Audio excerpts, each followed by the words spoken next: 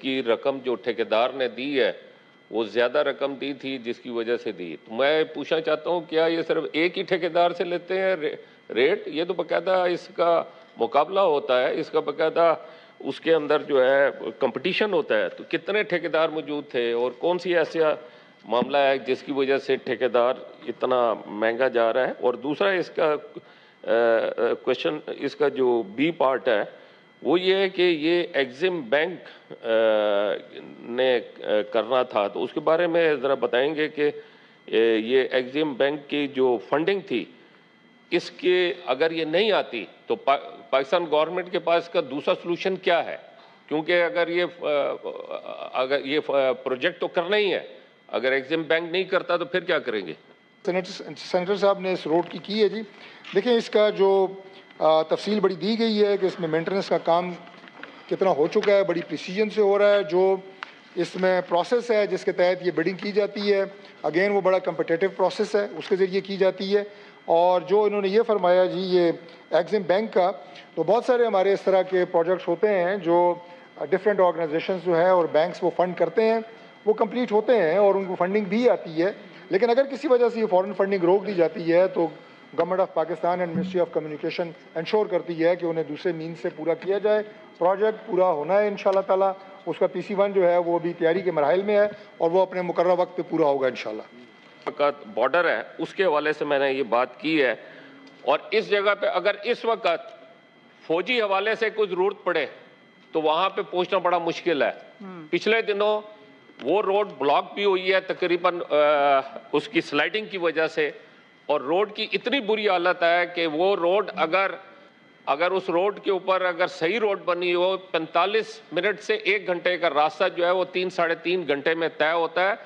اور جس وقت روڈ بلاک ہوتی ہے تو پھر پیدل کراس کر کے دوسری طرف جانا پڑتا ہے اور پھر دوسری گاڑی میں جانا پڑتا ہے, اور یہ ڈیفنس روڈ ہے. تو میرا ان سے سوال یہ ہے کہ اس کے اندر آپ نے رکھے 1 کروڑ روپیہ اور پروجیکٹ ہے 14.39 بلین کا. اب یا تو آپ کے پروجیکٹ کی پرائس کے اندر فرق ہے کہ وہ آپ نے بہت زیادہ رقم لکھی ہے, یا یہ 1 کروڑ روپیہ جو آپ نے رکھا ہے اتنی بڑی روڈ کے لیے یہ غیر مناسب اور سلسلہ, اور کتنی بار اس کی فیزیبلٹی بن کے اس فیزیبلٹی کے پیسے دیے گئے اور اس کے بعد وہ فیزیبلٹی جو ہے وہ ریجیکٹ ہوئی کہ یہ غلط فیزیبلٹی بنی ہے. جب غلط فیزیبلٹی بنی ہے تو پھر پیسے کس چیز کے دیے گئے؟ بیچ میں 5 کلومیٹر کی ایک کہانی ہے. میرا خیال ہے کمیونیکیشن منسٹر صاحب اس کو ہاؤس کو صحیح طریقے سے. یہ فیڈرل گورنمنٹ کی روڈ نہیں ہے, یہ CNW کی روڈ ہے اور اس کا تعلق جو ہے وہ KP گورنمنٹ سے ہے. دوسرا یہ ہے جی کہ جو چترال گرم چشمہ روڈ ہے یہ فیڈرل گورنمنٹ کی ہے, NHA کی, اور اس کو فیڈرلائز کیا گیا ہے ایز N145. اس کے 2 پیکیجز ہیں. پیکیج 1 جو ہے دیٹ کورز چترال ٹو گرم چشمہ روڈ, اور پیکیج 2 جو ہے دیٹ کورز گرم چشمہ ٹو دورا پاس. اس کا جو PC1 ہے یہ اپروو ہوا ہے 2017 میں, اور ابھی اس کی ڈیزائن اور جو پلان ہے اس کی اپ گریڈیشن کی جا رہی ہے, اور بہت جلد جو اس کا PC2 ہے وہ پلان ہو جائے گا. اور اس میں جو فنڈنگ ہے اس کا بھی ایشو نہیں ہے, جو وہ کہہ رہے ہیں کہ فنڈز کا کوئی پرابلم اس میں ہوگا. انشاءاللہ تعالیٰ جیسے ہی اس کا PC2 جو ہے وہ اپروو ہوتا ہے اس پہ کام شروع ہو جائے گا جی انشاءاللہ. نہیں, انہوں نے کہا کہ گیپ بہت بڑا ہے PSDP انڈیکیشن میں اور جو اس کی کاسٹ ہے, یہی کہا ہے نا سینیٹر آپ نے؟ جی دیکھیں اس کا PC1 جو اپروو ہوا ہے وہ 2017 میں ہوا ہے. ان کے جو خدشات ہیں وہ جو PC2 ابھی اپروو ہو رہا ہے اس میں یہ ایڈریس ہو جائیں گے. جی اس ایشو کو بھی تاخیر نہ ہو, کا شکار نہ ہو, اس کو بھی کمیٹی میں. At the performance of our ministries, page number 24 پہ آپ ذرا دیکھیں, وہ کہتے ہیں کہ کرنٹ ایشو. تو فیسیبلٹی کس بات کی ہو گئی؟ آپ نے اتنا اس ملک کا, اس غریب اور لٹے ہوئے ملک کا اتنا پیسہ خرچ کیا, اتنا عرصہ لگایا, فیزیبلٹی بنائی, اور سارے جو کرنٹ ایشو ہیں آپ ذرا دیکھ لیں پیج 24 پہ. It's a long list. What kind of feasibility have you made it? And what for? And at what cost?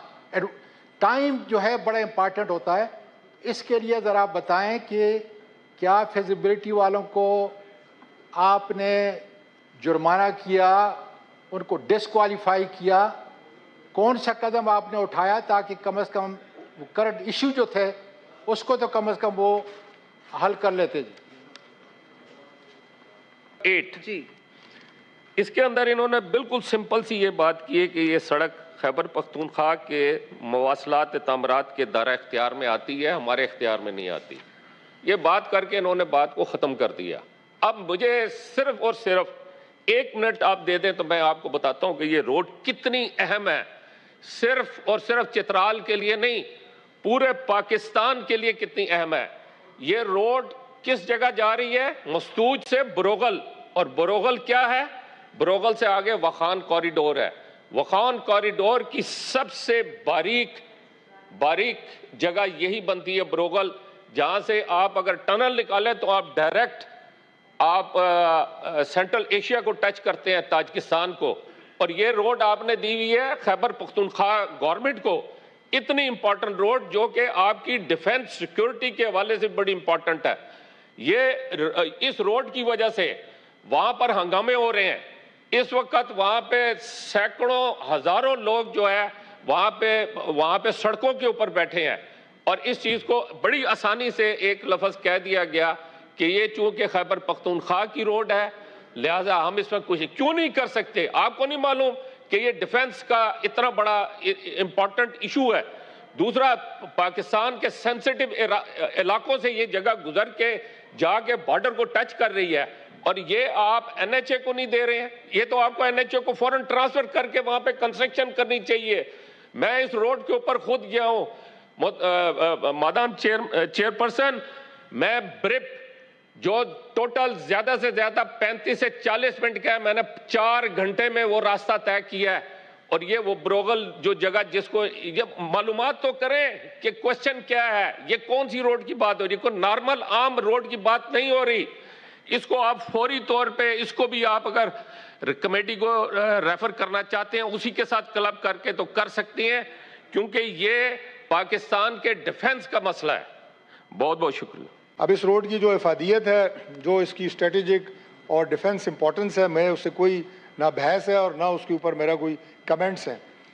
लेकिन ये रोड जो है ये CNDW डिपार्टमेंट की है, KP गवर्नमेंट की, और मेरे पास कोई ऐसा इख्तियार नहीं है on behalf of the ministry of communication कि ये रोड मैं उनसे रिट्रीव कर लूँ और उसके बाद मैं कल से इस पर काम शुरू कर दूँ।